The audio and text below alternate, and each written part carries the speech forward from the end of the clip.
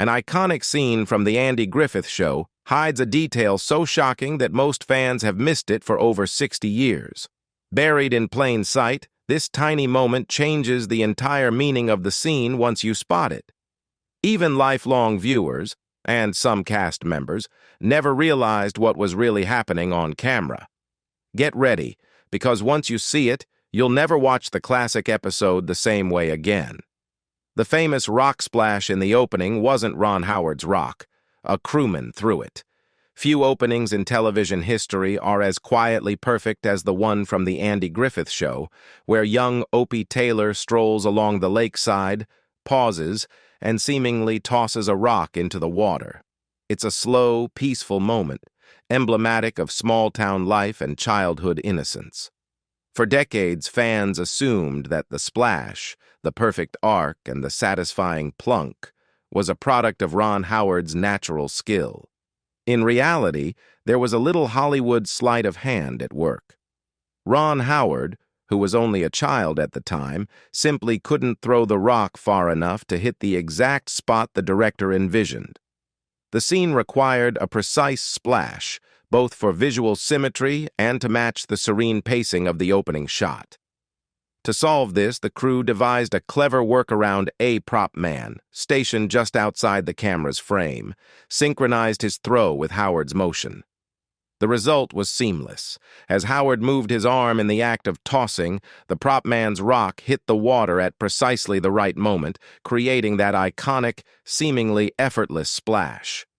Observant fans can actually detect a tiny discontinuity in the footage.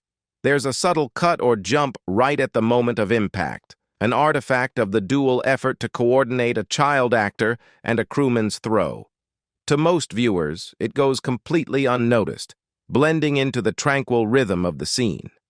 But for those familiar with filmmaking, it's a small glimpse behind the curtain, a reminder that even the most natural-looking moments on screen often involve careful planning and invisible craftsmanship.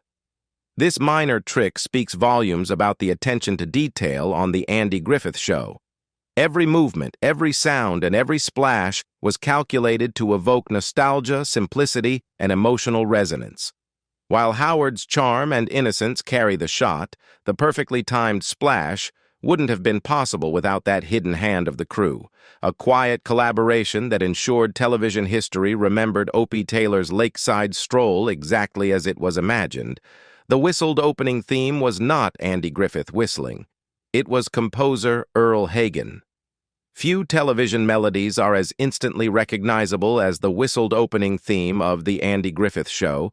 That simple, carefree tune evokes lazy afternoons, small-town charm, and the gentle innocence of Mayberry. For generations, viewers assumed that the whistling came from Andy Griffith himself, or that it was a casual flourish added by the show's production team.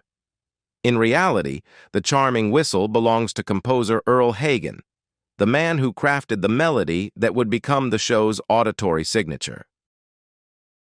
Earl Hagen was a prolific composer in Hollywood, known for his knack for creating melodies that felt both memorable and effortless. For the Andy Griffith Show, he composed The Fishin' Hole, a tune that perfectly encapsulated the spirit of the fictional town. But Hagen didn't just write the music. He performed the whistling that would open each episode. What audiences hear is essentially a demo recording by the composer, not a performance by the actor portraying Mayberry's beloved Sheriff. Hagen's skillful whistle brought warmth and simplicity, perfectly complementing the idyllic visuals of Opie and Andy walking through town or along the lakeside. The fact that it's Hagen's whistle rather than Griffith's is a fascinating example of television's behind-the-scenes magic. Many viewers, especially in the pre-digital era, simply accepted the sound as part of Andy Griffith's persona. The whistling is so perfectly integrated with the show's imagery and tone that it feels as if it belongs to the characters themselves, rather than a professional composer recording in a studio. This seamless integration demonstrates the meticulous care taken in production. Every element, from music to visuals, was designed to feel organic. Yet every detail was carefully crafted by skilled professionals. The peaceful walking to the lake shot was filmed at Franklin Canyon's reservoir, the real Myers Lake, not in North Carolina. One of the most enduring images from the Andy Griffith Show is the serene opening shot of young Opie walking toward the lake, the camera lingering on the calm water as a gentle breeze ripples its surface. For decades, viewers assumed this idyllic setting was somewhere in North Carolina, a true reflection of the rural town of Mayberry. In reality, that peaceful lake was actually Franklin Canyon Park, a small man-made reservoir in Los Angeles, chosen for its ability to convincingly mimic the countryside of the American South. Franklin Canyon Park, nestled in the Santa Monica Mountains, was a popular location for film and television productions during the 1960s. Its combination of wooded areas, open meadows, and a quiet, reflective reservoir made it a versatile stand-in for countless rural settings. For the Andy Griffith Show, the production team transformed the space into the visual embodiment of Mayberry, rustic, tranquil, and almost timeless. The choice allowed the crew to film close to Hollywood, avoiding the logistical challenges of traveling to North Carolina, while still giving the impression of a faraway southern town. The lake itself, often mistaken for the fictional Myers Lake, was carefully framed to emphasize bucolic charm. Cinematographers avoided modern infrastructure, capturing only the water, the shoreline, and the surrounding trees. This careful composition helped sell the illusion, making viewers believe they were seeing the true heart of rural North Carolina. Even the iconic shot of Opie tossing a rock into the water, so perfectly timed it seems effortless, benefited from this controlled L.A. environment where every element could be choreographed precisely. Most town exteriors weren't a real Mayberry town. They used the Studio 40 Acres backlot and other California locations. When audiences watch the Andy Griffith Show, it's easy to imagine a quaint North Carolina town, complete with tree-lined streets, cozy shops, and the timeless charm of small-town life. Yet, the reality behind Mayberry streets was far from the rural South.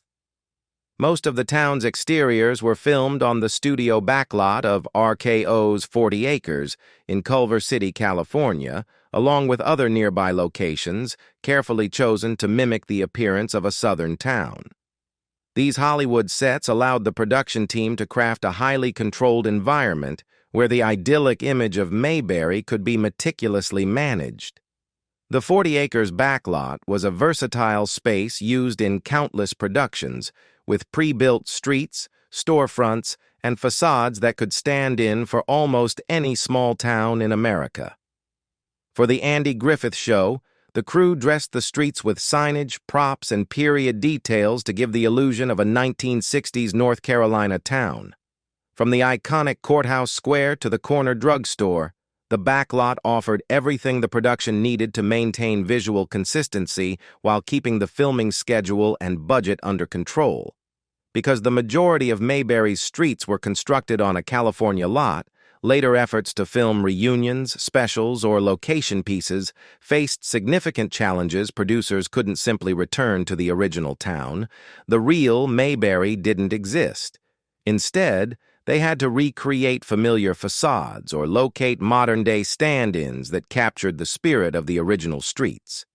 Every lamppost, storefront, and sidewalk became a carefully chosen detail, designed to match fans' memories of the town from decades earlier. Andy's on-set pratfalls and the warm prank culture, his real friendship with Don Knotts, shows up in subtle ways. While Sheriff Andy Taylor is remembered for his calm wisdom and gentle humor, the man behind the badge was a mischievous, practical joker.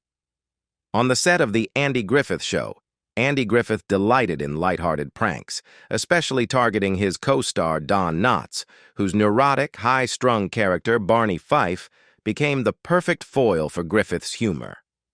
These antics were not malicious. They reflected a genuine warmth and camaraderie that permeated the production, creating an atmosphere of joy that often spilled into the final performances. Griffith's teasing was playful and clever. He would sometimes hide props, subtly alter scripts, or invent off-camera gags that caught fellow cast members off guard. Don Knotts, with his expressive reactions, was often the perfect recipient, and the pair's laughter, sometimes audible in takes, was a testament to their friendship. This real-life rapport gave their on-screen interactions an authenticity that went beyond scripted humor. Audiences may have sensed the ease between Andy and Barney, even if they couldn't pinpoint why. It was the invisible residue of Griffith and Knotts' off-camera friendship. The show's writers and crew noticed this dynamic, and it often shaped the energy of the set. Griffith's lighthearted pranks helped establish a relaxed, improvisational environment where actors felt free to explore their characters and react spontaneously. Some of the most memorable comedic moments weren't planned in the script. They arose from these genuine interactions, small slips or unplanned reactions that were left in the final cut because they enhanced the humor and believability of the scene. For instance, Opie or Barney might stumble over lines or gestures, yet Griffith's subtle responses would turn a near mistake into comedic gold. Andy's secret injury and how they hid it. While the Andy Griffith Show is remembered for its calm, wholesome charm, behind the scenes the production wasn't always so serene. During the filming of the second season, an unexpected incident threatened to disrupt the carefully controlled world of Mayberry. In a moment of personal frustration, Andy Griffith punched a wall, hard enough to fracture his hand. It was a brief, private lapse of anger, a stark contrast to the composed, gentle sheriff he portrayed on screen. Yet despite the severity of the injury, production didn't grind to a halt. Instead, the team quickly turned a potential setback into storytelling gold. The writers ingeniously wove the accident into the show's narrative. Andy's hand was bandaged in subsequent episodes, and the injury was explained away in character. Sheriff Taylor had hurt himself while chasing down a crook. The explanation was brief and matter-of-fact, perfectly in line with Mayberry's understated tone. Most viewers didn't question it. To them, it felt like a natural part of the story, not a hidden workaround for a real-life mishap.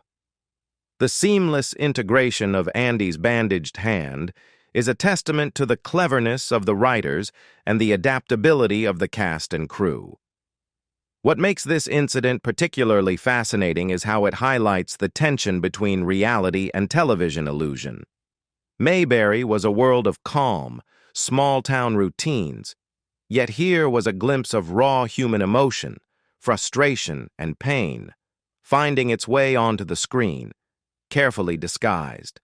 It's easy to imagine Griffith's colleagues quietly chuckling behind the camera as the audience remained blissfully unaware that the sheriff's temporary limp in his gestures mirrored the actor's actual struggle.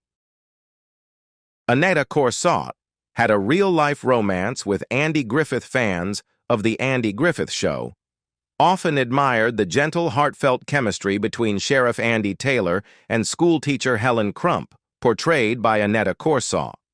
Their tender glances, shy smiles, and slowly unfolding romance felt so authentic that viewers assumed it was all masterful acting. In truth, part of that magic came from real life off-camera.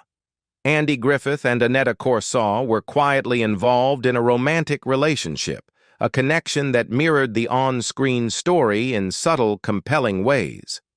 Their off-screen romance wasn't a headline-grabbing scandal at the time.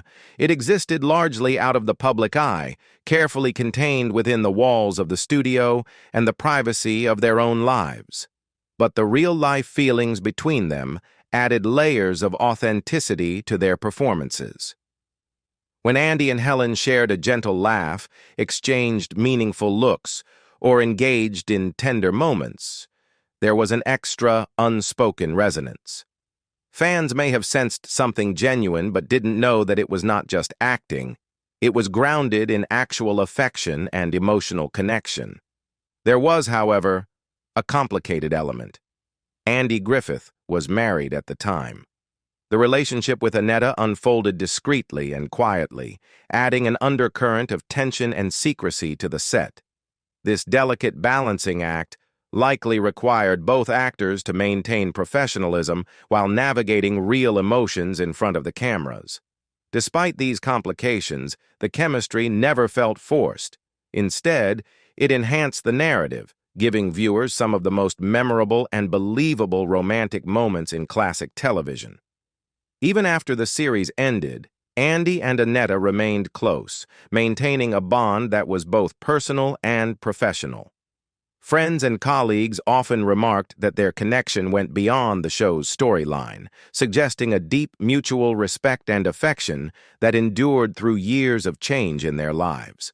The blend of private romance, genuine friendship, and professional collaboration contributed to the enduring appeal of the Taylor-Crump relationship, making it feel lived in, real, and emotionally satisfying. What do you think about the Andy Griffith Show facts? Leave us your comments in the section below. We hope you have found this helpful video. Don't forget to leave a like, share, and subscribe to the channel if you like it. Thank you for watching this and see you in the next videos. Goodbye.